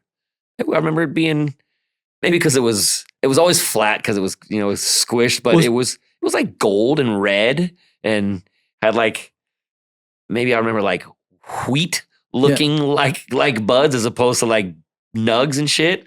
I don't remember the original. I was champagne. We had champagne and it was like nice fat buds. And the bags, we used to get in this specific turkey bag that our mutual friend had. And it was always just caked on the outside of the turkey bag, on the inside where the buds were. It was like you could take a razor and you could scrape up the crystals because it was so frosty. I don't remember having champagne in turkey bags. So we got champagne in the crinkly turkey bags. There's the soft ones and then there was the crinkly harder ones. I remember the crinkly using back then. Crinkly turkey bags. God, I wish. If I could have one wish, can you help me out with my memory? Paper bags. You guys are Safeway bags. I cured in paper bags. I used to cure in Safeway plastic and paper bags. That was my little technique. Yep. I used to cure in the sun. People be like, "What the fuck?" That's crazy. Yeah. But it wasn't directly. So this was my method. I would wait because I always J-hooked my weed. Yeah. I had a wooden, the room I grew in initially was all wood. Mm-hmm. It was wood panels, and so the closet was wooden. In the wintertime, the wood would be wet more than it'd be fucking dry because that's just how the moisture was in the the environment. Right. But it was always 2 to 3 weeks of hang drying, just being patient. Always, nope, don't rush it. Don't rush it. When the tip of the tip of the cola, the fattest nug snapped, I knew it was time to take it off the stem. Then I would take my Safeway plastic bags and I'd fill it up. I'd roll it down. And then I put it inside a Safeway paper bag and I'd roll that down. Yeah. And I'd have 8 or 10 of those sitting out and I'd go get a thick like wool or fleece, black, green, blue blanket and I'd lay it over the top of it. Huh. And so the sun would come through the window Yeah. And it would heat the blanket up, which would in turn heat the bags up very slowly, very gently. Sure, that's through Frisco. A window. Yeah, it's not Frisco. It's what is it? Fucking 82 degrees in the window. You're not max. in Sacramento. No, hell no. And people be like, "What are you doing?" And I'm like, "Just smoke my weed." And it'd be the kind of weed that felt super wet and was perfectly dry. Like that's my favorite. It'd be like, it's greasy. Yeah, exactly. It's got that greasy, but it's totally cured because you get to snap on the stem. Yep. But it still feels like it's wet. It's a little spongy. It's just oil. Yeah, where it's all completely droid from the moisture, but it's, I love oil. And I used to like do that by it was like a 2 or 3 day burping without glass jars. I mean, it wasn't really, it was never burping because it was never, whenever I burped, that's when I would fuck shit up. Because I would leave it closed for too long. Yeah. 6 hours today was too long. It should have been 3 hours, and whatever it was, like I tried, it never worked for me. So, I figured out my own routine and I had great success with it. Like growing the OG I did is part of the reason I got here. It definitely wasn't selling beasters and the fuck, you know what I mean? It wasn't that. It was getting the cultivation bug and, having a few grows and learning all the fucking trials and tribulations, the gamut of shit from bugs to police to robbers to, bad harvest to all that shit and sticking with it. Yeah. Like, fuck, I'm made to do this. This is who I want to be. This is who I am. Yeah. Exactly. Dark energy. You ever use dark energy back in the day? Oh, yeah. Was that? No, I'm thinking that wasn't the one that made supposed to turn it more purple. Kelp. It was the sea kelp that was like steroids for your buds, and I believe it's banned now because it's like a PGR, but it's not a PGR. Steroid. Oh, it wasn't. No. It was actually sea kelp. Okay. Yeah, sea kelp is now banned. They consider it PGR, and it was, but it was like the big game changer back in the day that made our buds swell up, and it was crazy. Like the terps, everything. Liquid Karma was another good product. This is the 90s. When it was like, there wasn't 1,000 different things. There was. So see, in the 90s, I wasn't growing yet. Yeah. I started growing 99, 2000. Mm-hmm. That was when we got the octagons, was around that time. It was 98 or 99 that I started growing weed. Yeah. In an atrium in the middle of my house. Nice. And it had a glass covered atrium. And I ended up just completely blocking off like a fat third of it and had 2 600s. And my buddy taught me to grow Afku. And nice. J1. Dude, you can't fuck these up. Yeah, J1 was actually great. Yeah, it was great. Fucking A. Yeah, I made a J1 bubble gum. That was one of my old crosses. Ooh, that sounds good. It was super bubble gummy. It was also a super sativa effect. Mm-hmm. Definitely that more awake, but with the bubblegum terps. And then, J1 was good. And what was the other one you grew? The Afku. Afku was another one of my favorites. That was also the most frostiest thing back in the day. It was so frosty. And it grew like a little sweet. Grew like 3 alike. 4 alike. It was huge. It was a chunker. Yeah, it was a big, it grew massive buds. He's like, massive you literally colas. can't fuck these up. Yeah. So do whatever you're going to do. Here's my recipe. Yeah. Try some shit out. And then figure it out. And I'm like, all I want to do is grow kush. And he's like, walk. He's like, crawl, dude.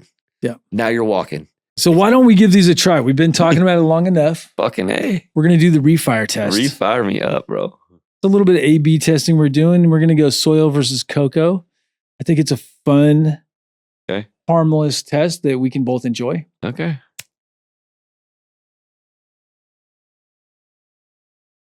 Yeah, when I smoke joints, it's like at nighttime before dinner or like in between rounds of Call of Duty. So I don't have like 15 minutes to smoke a whole joint. So I'll do the refire, no problem. And 3 times max, though. We smoke really good flower, right? So like you can refire it a bunch, and if it's really good, all the way down to the roach, it tastes amazing. I don't care how many times you refire it. It's funny when I was pheno hunting the Tahiti Midnight. Yep. Because I was given a couple strains, like which one of these works for you.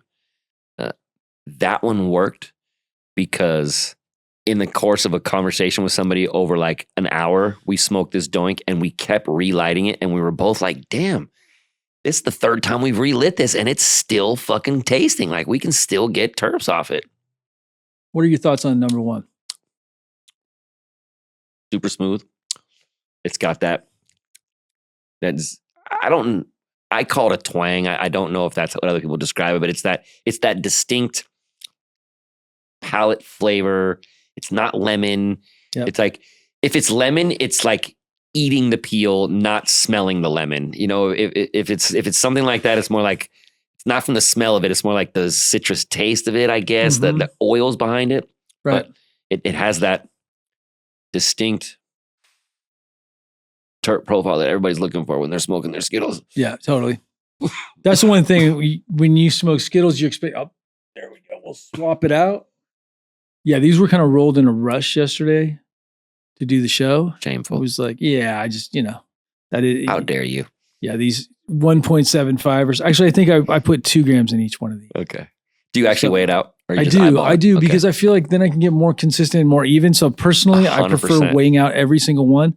Because I try to get the specific grind right. I feel like the weight in each one, the way I twist it at the end, the way it burns down, I think all those things are important. I do use the glue. I use gar glue. And so it's a little brush that you twist the end and a little bit of liquid comes out. And so that the crutch sticks to it better. I feel like you get better grips. Is it like that agave stuff? Like sweet taste? Exactly. A little sugar, whatever? There's a little sugar in there. It's perfect. And then I use the raw crutches. I love the raw crutches with the element papers and the organotips.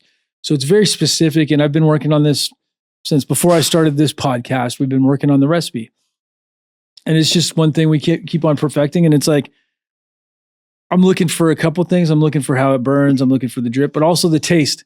How does that paper taste? Is it clear? Is it, you taste through the paper? You taste the paper. Does it burn the back of your throat? If you use the wrong papers, you taste them. And I'm not about tasting paper. Especially if you're testing or if you're doing any kind of trials of your weed, you want to use the same grinder, the same paper, the same amount of weed, cut all the variables out that you can so that all you're really testing is the weed itself. It's not, because a raw versus an element versus a OCB, they all taste different. Yeah, they all have a different flavor to them, for sure. You can taste them a little bit different in the back of your throat sometimes. And then some of the stronger tasting papers I'm not into. I want to taste the flower, right? But also we're looking for drip. We're looking for ash. How does the ash look? What do you think? What do you like better, 1 or 2? I like that one better. Nice. I want to say that one is definitely smoother. Like I've coughed after every hit. Yeah. With this one, where that one I got 1 cough out of 3 hits. Yep. It's hard because of I'm taking hits 4 through 8 off this. Yeah. I don't know if it's I want to say this is getting me higher, but it could be the compounding of being the second 4 hits I've taken. It could be. But flavor wise, are you getting? So this was smoother. This one has a different terp profile though. They taste. That one to me has the more what I'm used to Z terp profile. Right. This one has I taste the Z, but it's a different profile. It's almost like this one's perfumey a little bit. Like I get perfume. Okay. Right? Is that what you mean? Because there is like if you spray perfume and you get it in your mouth like that. Yeah. Okay. I get that. 100%. I get that too. Okay. And I always thought people would say perfumey like it smelled like perfume, but it's not that. It's the coating in your mouth. It's like coating in the mouthfeel. Yeah. It's not like it tastes. I mean, this is making my hands tremble. I would love for sativas to love me back, but my cannabinoid system, as much as I appreciate the terps, does not appreciate the effect of sativas. Again, I know I'm using outdated terms. Yeah. I get it. Until we, the community, come up with new vernacular to describe what we used to use sativa and indica for, I'm going to continue to use these. Once we come up with new terms and it's an accepted way to talk about it, again, because for me, it's always about feeling or taste. Right. So this has the feeling I would associate with sativas. Long flowering varieties. We can go LFVs or whatever, but I don't know. That's too fucking hard. Yeah, sativas is just what we know. Am I wrong that OG Kush genetically would be classified as a sativa? OG Kush can be a long flower. I think OG Kush is a hybrid for sure, but I've seen it win indica. I've seen it win indica cups, and I've seen it win sativa cups. Is it genetically? I think everything's a hybrid. Obviously, does it lean more sativa or indica? I think that's depending on the OG cut. We'll switch. You can go back to this one, and I'll go back to this one. You look at the ash, and I feel like the ash on that was burning a little cleaner, but as far as taste wise, this is levels up in my opinion. Just terp wise, I think this is up here, but that is the Skittles that we know and love. That's the Skittles that I know and love. Right. But this one is different, right? This one is also that's strong. The one. I'm telling you, that's the stronger one because fucking Like, dude, Skittles does not get me high like this. It dude. doesn't. Okay. Yeah. Cool. Normally it does not get me high like this. Because I smoke doinks of what this would be akin to this. Yeah. And I walk away unsatisfied. Right. Right. And it's like, I'm ready to go jump in my car and hit my coal fire, or just fucking hit the coal fire, or roll up something else. You know, if I'm in SAC, now that Jordan's there all the time, they got like P90 and shit laying around, so I'll grab some of that. Or I just tried this purple Dino for the first time, and I was like blown away with how good that was. How stoned he grows amazing flower. He's friends with my friend Kyle. I need to get him on the interview for a podcast. He would be great because I've smoked his flower. Would geek out so hard because he's technically, you know what I'm saying? He's an amazing fucking cultivator, and I don't know about his breeding skills all that much, but regardless, Kyle, who works with him, is one of the best breeders in the world. He's one of my good friends, and we've done stuff together. And I know of Kyle. Yeah, Kyle is he's from Washington. Okay, he's from Washington. Kyle's the man. Kyle's Kyle also likes to nerd out, and Kyle likes good weed, and he loves weed. Jordan and I have been talking about Kyle a little bit lately, and he was just basically letting me know that who he was and shit. And I'm like, okay, so I definitely know that reference. I haven't met him yet. Yeah. I haven't had the pleasure, but I definitely know the reference. So yeah, he's awesome. He basically is one. Yeah, fucking hard is crazy. Dude, I'm telling you, for Skittles, that doesn't smoke like Skittles in the sense that I don't know if I would have smoked so much on my last podcast had I known it was that strong. I was super ripped. I'm curious to watch the podcast and see how different I am from before and after the joint, because inside I'm going a million miles an hour right now. Yeah. So Skittles doesn't usually give me dab some OG Kush right now. Yeah. So Skittles usually doesn't give me tight eyes. Yeah, but Skittles, as far as my eyes are fucking it's got to be that one. It's that's making the effect, because it's the soil one for sure. It's because Skittles doesn't normally, and it doesn't taste perfumey like that normally, in my opinion. Mm-mm. But this is that traditional Z taste that everybody's looking for. I love it. I love that too. But this one is like, what is up with that? And the only variable different, literally the same lights, the same harvest, the same nutrients. It's all the same. The one variable is soil. Yep. Right. And so take it for what it is. So you equate that to the slightly darker ash as well? I do, because I feel like with soil, you probably need a longer flush. And it's harder to get a different, well, maybe not so different, but definitely like it takes longer to flush soil for sure. Like we used to do 2 weeks on soil. I don't really do too much soil. You know, I'm the seed guy anyway, so I'm mostly cocoa, and I love cocoa flower, but really soil, there's something special about the effect too. Like of this stuff especially. I'm like, Skittles doesn't make me feel like that normally. These were amazing on the relight, by the way. Yeah, both of them. 1 day later, literally 24 hours later, we do these podcasts. Sometimes you see them 1 week to the next, but like we're filming these ones back to back. So you got to experience the relay. It was perfect for this instance where we could test these on 2 days and get similar experiences. I mean, I think really special stuff. SF Canada, dude, they do a good job with the Z. Sure. They do a good job with that. They've been good for a while. They do some good candy. Some nice stuff. Absolutely. Yeah. Super candies. The quality. Yeah. I mean, they get the boxes. It's like those guys know what's up. Yep. I used to get this stuff. It was super sour tangy or sour tangy. Yeah. And it was like a fucking skyrocket. Yeah. Like you were holding on to a fucking sky. You'd be so fucking high in it. And I'm too fucking high. It was the best and the worst at the same time. I was so far up there. It was just in the up there where I didn't like, I was uncomfortable being. Ghost Train Haze used to do that for me. The Ghost Train would be like, that was like rocket fuel where you would just blast off dude. Yeah. Those Super Silvers, those did it too. So you were around back with the 97 Super Silver in the Bay Area, dude. That Super Silver was so strong. It was one of the strongest, and it would just get you lit. Like it was stronger than anything else around at that time. And people liked it because it was strong. Also, the terp profile was nose burning, like intense. Totally. Yeah, really good stuff. When it was right, it was right. When it was right. And it was like big chonkers in the bag. You had these big, huge buds. Yeah. I miss those days. Nice. So yeah, and it's funny because like some of the stuff that I saw back then that I thought was average, now I see it like Power Plant. I was like, Power Plant, whatever. And you see it now and it's like, whoa.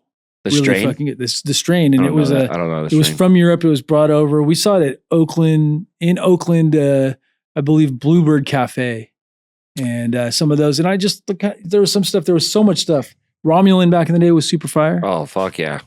It was, so I was a buyer for a while, and a lot of times I had to take people's word for it. Yeah. Because I'd never seen Romulan the first time until I saw it the first time. Yeah. And then when I saw it the third time and it was the same looking, smelling thing, I'm like, okay, this is officially Romulan. You know, all these crazy shit, 9-pound hammer and all these different strains that would come through. And I'm like, okay, cool. Until I knew it was or wasn't, I ran with it. Yeah. But it was cool having that time on that side of the desk where I could learn from all the work that other people did. Right. Or you can evaluate. Yeah, 100%. Instead of the small circle of growers and smokers that I hung out with, is to be put in a position to view hundreds of pounds a month without smoking them, making good decisions. Right. I smoked. I did. That's the best. Those guys, the buyers at the dispensaries back in the day that would smoke a joint of it. I have the most respect for those guys. Right. But not everybody has time. You look at Harborside, you look at BPG, and it's like the line's a mile long for people trying to vend. But like really you can gauge the stuff. I mean, by the looks, yeah, you know, these guys have to make good decisions by the looks, but also you go to smoke it and it's like. So the dispensary I worked for was coming out of an older dispensary, and they needed someone to put good weed on the shelf. Yeah. And I didn't know shit about being a buyer. I knew good fucking weed, and I knew vaguely what it was worth within a certain realm, like things I'd never seen before. You know, I didn't know. I didn't know what crazy depths were worth until I figured it out. But being able to see all the weed and try it, because my eyes fooled me quite a few times. Yeah. So I stopped looking at the weed first, and I would just I'd talk to you and open your bag, and I'd close my eyes and I'd smell it, and I'd taste it, and I'd look at you in your eyes and close my eyes again. And I wanted my nose to make my first buying decision. Yeah. Because my nose didn't lie to me. My eyes would fucking lie to me all the time. Oh, this fucking looks so good. No. Does it fucking smell good? Because ultimately, if it's rinsed and flushed and cured correctly, it's going to taste good. Right. Regardless of what it looks like. Except for Purple Punch. That never, well, yeah. I had people like weed that doesn't get you high. Totally. You know what I'm saying? Yeah. But I didn't buy a lot of that. I had to buy so much Blue Dream, and I didn't want to buy Blue Dream. Yeah. I was like, what? But it was like the blue collar strain. Like, okay, I always had Blue Dream on the menu. Dude. But Fire Blue Dream is good. Don't get me wrong. It's good. Fire Blue Dream is so good. Like grown correctly, the real cut. It's amazing. You know, and it's not everyone's cup of tea. I was using that place to elevate myself and eventually my brand when I started the brand there. I elevated my knowledge of the game, of the industry, of what everybody else was doing. My knowledge of strain diversity grew intensely. I learned all about hashes and edibles, and like, why are the edibles and the hash companies the only ones with names? Like, why don't the flower companies have names? I started telling the growers, like, dude, you need to name your company. Totally. Like, who the fuck are you? You have 4 strains on my shelf, and no one knows that they're yours. But every Corova Black Bar versus Coffee Bean, whatever those things are called. Oh yeah, Kiva bars, all this shit. They get all the hype, but they don't exist without us anyways, because I'm a cultivator. I'm not an edible maker. Speaking of edibles, I got gummies coming out soon. Stay tuned. Nice. Can't wait. Passion fruit combos. Huh? Rosin gummies. Yeah, that's the only way to go. I love rosin gummies that taste like rosin, because I love rosin. I'm hoping that I can even list the rosin on, I'm getting all the packaging constraints, but I'd like to be able to list, you know, what exactly flavor of rosin is going in there. I like my White Thorn Rose gummies. Those rosin gummies I've been hearing about this White Thorn Rose. Somebody was like, oh, you can smell the jar I have, but they weren't giving me a fucking dab. And I was like, that smells, you're like you're the 4th person who's like, this White Thorn Rose. And I love the name. I love the visual thing that comes with it. And it's purple hash, and the weed, it's colorful, and the effect. It's feel good weed. I maybe have some dabs. Okay. We'll see. But either way, it's feel good weed. It makes you feel good. Like, it's one of those ones where you smoke it, you smile. It makes you feel good. And I feel like everybody needs to try that stuff. Yeah. I'm a smiler.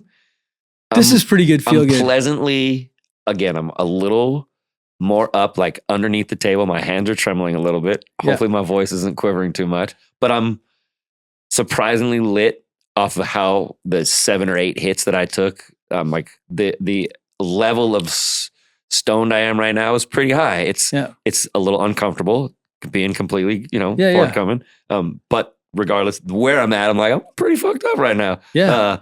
And I don't usually get that way off Skittles. Me neither. Me neither. And I can smoke Skittles all day long. The dirt one. The dirt's something special. Yeah. Because I've smoked the other one before. A lot. A lot. Yep. And like I say, I walk away. I feel like I don't want to get hated on for not loving Skittles. Like I love the terp profile. Again, I smoke weed for feeling first. Yeah. Like turtle pie doesn't taste amazing. It tastes cool. It tastes like a gassy cookie, like a mild gassy cookie. Yeah. Smells like cardboard. But it fucking gets me so lit. Oreos is more cardboard. I feel like, the turtle pie definitely has something to it. Well, I've had people say like wet basement, or they're like, wow. When will it be done curing? I'm like, that shit's 3 weeks old, bro. it's been cured for 3 weeks. We're like, oh, again. Yeah. So I mixed turtle pie and Zetovia. Nice. I'm fucking so pumped off that. That I think I got like 12 beans out of that. It doesn't seem like Turtle likes to breed either. She was very stingy with the amount of seeds that she gave me from the. And I've never, we did the Magnum Turtle, but I wasn't there for that. Yeah.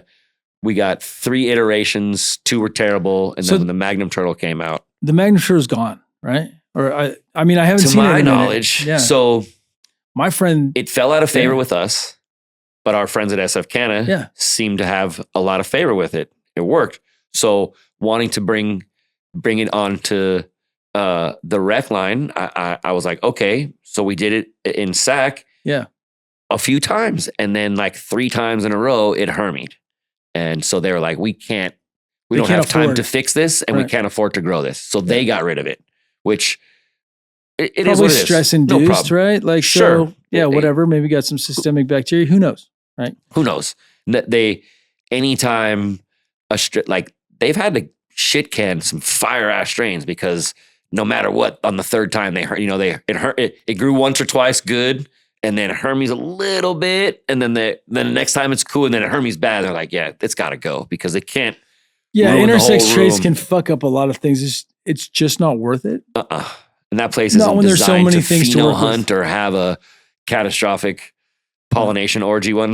Like, it's not designed for that at all. So for sure, I love all these new flavors coming out that are outside of the spectrum of what the market is looking at right now. I'm excited for more of the long flowering varieties to get mixed in. Even if we mix them in with the gelatos to see where it goes, to get people excited about those things again. I feel how like long before we got LCG Sour D? Yeah. I'm down to fucking try it. Yeah, I mean, I made some cool I did the Skittles. Yeah, we did some double cherry gelato with the Weasel's Diesel, and we did the Skittles back cross, the ZBX. I have a ZBX that I made that has Weasel's Diesel in it. And so it looks crazy. There's some interesting phenos. One of my friends in my network said they just smoked some LCG OG that was really good. Nice. And if I could remember which one of you said it, I would be happily say who you were. Right. But I was like, okay, let's fucking check. Like, LCG's not going away. It's a wave. It's not going anywhere. I hypothesize that there's a lot of people who like to smoke weed that don't like to get hella stoned, which would be perfect for the LCGs. Perfect for Skittles. I feel like LCG is a little stronger than Skittles. Right? Absolutely, but it's not in the gas range. It's not the GMO, the OG, the GMO sour, fucks you. Yeah, sour's probably LCG range. It depends on who's doing it. I had sour that would test at 14%, but it would give you couch lock too. It was so strong. To me, sour's a gassy version of Skittles. I hope I'm not bastardizing either one, but they have that distinct terp profile and a distinct potency level that I don't know that one. I'm going to need to smoke some sour again to see, because it's been a while since I've had some fire sour. Yeah, but for sure. I never liked it because I was a Kush dude, and sour was like, okay, we warmed up with the sour. Where's the OG? Oh, I love sour. I love just the terps over, that one of those things. But I also like the effective sour. It's something I relate to. Totally. I could smoke all day and enjoy. And I feel like sour was one of those ones you enjoyed in the morning, you enjoy it in the afternoon or the evening. It's one of those across the board. Skittles can be kind of like that for me too, but I feel like the sour was like special, and the effect was good. I don't know if either one of those would be evening strains for me. Yeah. especially if I've been smoking them all day, I'm definitely turning it up a level or turning it down a level. Let's put it that way. Yeah, I mean, I like mixing up at night. You never know what you feel Get like. some of that What am I doing that or, night? Yeah. If I want something super strong, before bed for sure. But that dinner. guava cherry is a good nighttime smoke. That's another SF can of guava cherry. Yeah. Good stuff. They got some cherry good gushers. That one's I like that one too.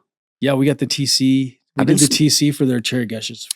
Super fire. I've been smoking like random Gelinade lately. That's been pretty fucking fire. I like Gelinade.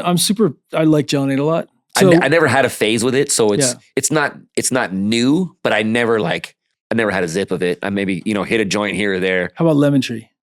What's your thoughts on Lemon Tree? Been a while since I had some fucking Lemon Tree. Yeah. And Melonade, the Melonade, I was a huge fan of like good Melonade grown organic living soil Melonade from Canna Organics. I got them to cut, and dude, that cantaloupe.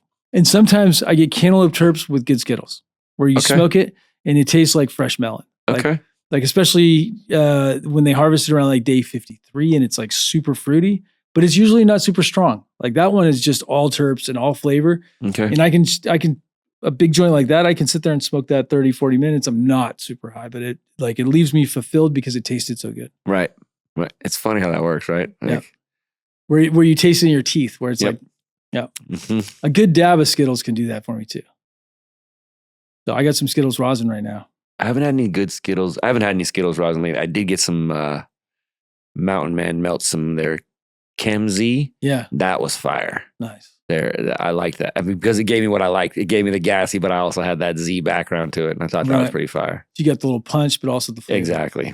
Yeah, I like the papaya crosses too. There's a lot of papaya stuff going around that smokes amazing in rosin. Yep. It's great when I get, like, I like it when they come in hash holes. Yeah. Also, it's like when you're going to give me, I want that diverseness. So if you're giving me the papaya, like roll it in some biscotti.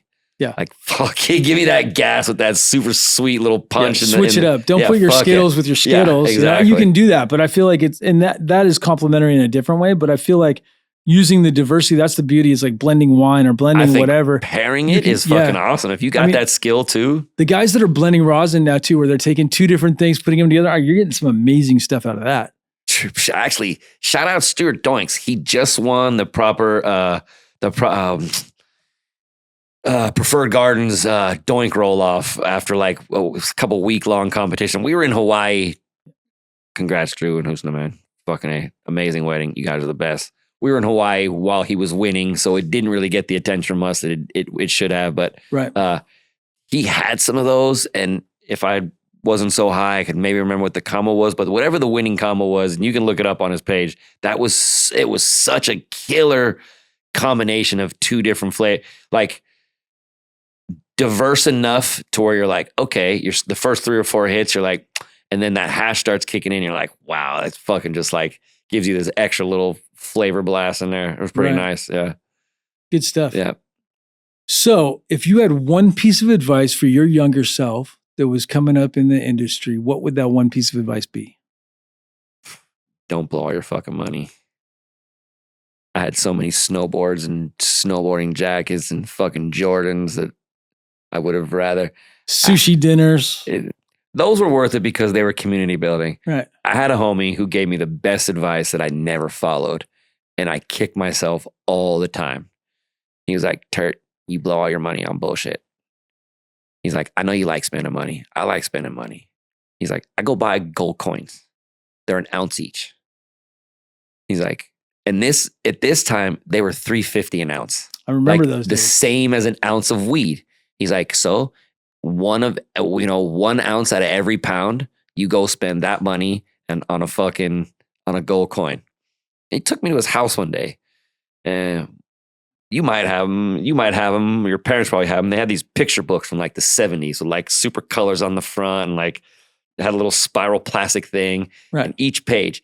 And this dude had a fucking gold coin in each one of these things, and we were like 19 or 20 or whatever. And I don't know when or if I don't talk to him too much. I wish I did, but it was the best piece of advice because I don't know if he sold them or kept them or did some of both, but The ones he was buying at $350 and under are now what, $2,000 $2,000 a zip. Yeah, over $2,400 right now. That was the advice going on. I wish I would have followed, and I wish I wouldn't have spent all my money flexing. Yeah, because that's all it was. Once I got my car, it had beat and rims and tinted windows because I thought I was fucking cool. Right. And really, had I bought property, it would have been much fucking better. Real estate, gold. Yeah, gold. Crypto. Yeah. All these things. Now crypto was like, it took me a long time to believe in crypto. And the first 2 or 3 times I invested, I lost everything. So Doge, come back. No. Yeah. But crypto's wild. Yeah, it took somebody really smart to half explain how crypto worked. And I still was like, it's still unicorn money. He's like, it's basically unicorn money. He's like, this, if we both agree it's $1 million, is $1 million. And that's kind of basically how crypto works. And I'm like, on a super, but that's basic. That's how paper money works too. So at the same time, 100% right. But we're not taught that as as children, paper money and coin, jingle jangle. That's how you need it. You need that. Like, you both have to agree that it's worth that for it to be worth that, so we're told it's worth that. Yeah. And but we're indoctrinated into believing that because it's been our whole life. Wait, now somebody's like, I got this new money. Yeah. It's 97 digits long and you never hold it or it doesn't jingle, it doesn't fold. You'll never see it until you pull it out of the bank. Yeah. But I don't know how many fucking numbers there are. There's 150 numbers in your Bitcoin address, whatever it is. But yeah, this is your money value right here. Like, you sure? Yeah. But today it's worth $500 less than it was worth yesterday. But next week it'll be worth $300 more. Okay, I got a little bit. I lost a bunch, but I got a little bit. We'll see how that plays out. I like the precious metals. Me too. Yeah, me too. And the gold standard we may go back to the gold standard before too long. This is not good investing advice. Yeah. But I think gold ounces are worth. Gold is interesting and silver is interesting. And I think you shouldn't just look at working a 9 to 5. You should look at investments. I think a thing that young people can do is look at investments, look at the future, not just so linear. It's like Smart man told me the way to be rich is to make money while you sleep. Yeah. Figure out how to make money while you sleep. Figure out how to make money for you. Yeah. Whatever you do, you got to do. But you're using that to be you. And probably don't grow weed. Yeah. Stay out of the cannabis industry if you want to make money. Yeah. It technically makes money while you sleep. It's just, one mistake. Like we talked about earlier, curing or fucking drying or flushing, and it has no value or such a little value. Well, the value is the lesson you learned, hopefully. Yep. Hopefully someone will blast it and I can get some BHO. Right. Yeah, so it can pass testing. Exactly. Remediation. Yeah, that's the beauty of this world we live in now. You can remediate stuff out of stuff. It's wild. But if people are trying to find out more about Turtle Pie Company and about yourself, where should they go? That's actually a beautiful question because that's something I want to talk about. So ironically, a couple of weeks ago, we did a post about how I was switching my posting philosophy for Instagram because of all of the shit that goes on when I just post weed. Like, I'm not allowed to post weed there. I've seen they change their TOU, but then and they are allowed to, but then you do and you still get dinged. So I did this post saying my new philosophy is just to post content or goofy shit or whatever and not so much weed porn. Yeah. My account was attacked so bad that it probably almost got shut down.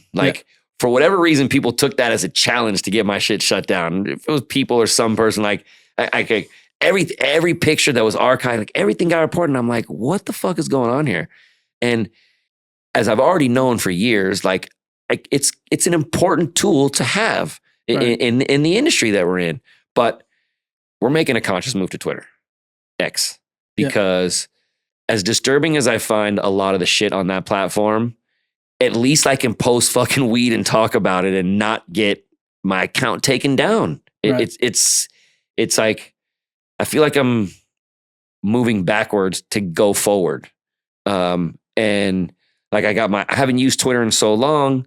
I got my assistant, I need you to give me the crash course on how to use fucking Twitter. And we got to start posting on it every day and just blast weed porn on it. And on our Instagram, I want to see our new strain, follow us on Twitter.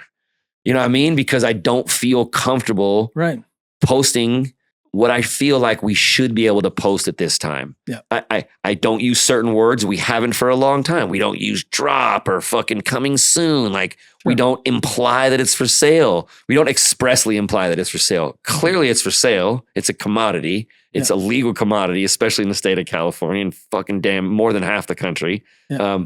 So yeah, follow us on Instagram, Turtle Pie Co.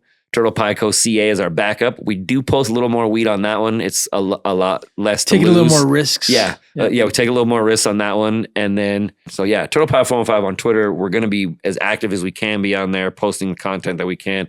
We're still doing content. Like I did some bacon yesterday. I made a soup yesterday. That'll be on the Instagram. You know, keep it fluffy, keep it nice, keep it goofy, whatever, engaging. Made a fire ass pumpkin pie with real pumpkin, like baked the pumpkin. It was fucking great. See it on my Instagram, Turtle Pie Co. Turtle Pie Co. Yeah. And you have to type out the whole thing, Turtle Pie Company, the whole thing, or because we're so shadow banned, it won't come up either. Sorry, the fucking Skittles got my heart racing. It's all good, man. So hard, dude. I'm so turned up for that weed right now. So Turtle Pie, have you ever had turtle pie? If we're talking the dessert, fuck yeah. If we're talking pies with turtle meat, absolutely not. We did it's funny you say that. We sponsored a reggae show on the Big Island. It was great because they were like on the radio station for like 3 weeks. It was like sponsored by Turtle Pie Co. And like this one dude came out to me. He's like in his super Hawaiian accent that I'm not going to butcher. And he was like, "You guys put fucking turtles in the pie?" We're like, "Absolutely not. It's caramel, chocolate, pecans, graham cracker." He's like, "The Tongans put turtles in pies." And I was like, I don't know. We definitely, no turtles were harmed in the making of any of our pies. This is not a shepherd pie with turtles. No, this is a absolutely dessert. not. Yeah. I love turtles. They're fucking great. Totally. All the turtle shit you guys send me, I fucking love it. I'm cracking up. Well, thank you so much for coming on the podcast. This is today. great, Yeah, dude, let's do this again. Fucking A. I'm going to pop some of these fucking seeds and have you check them out. I can't wait to smoke some of these new phenos with you. We're ready. Yeah, fucking A. Thank you. Absolutely. Yep. Looking forward to it. Thank you, everybody. Good night. Thank you guys for watching. Please like and subscribe down below.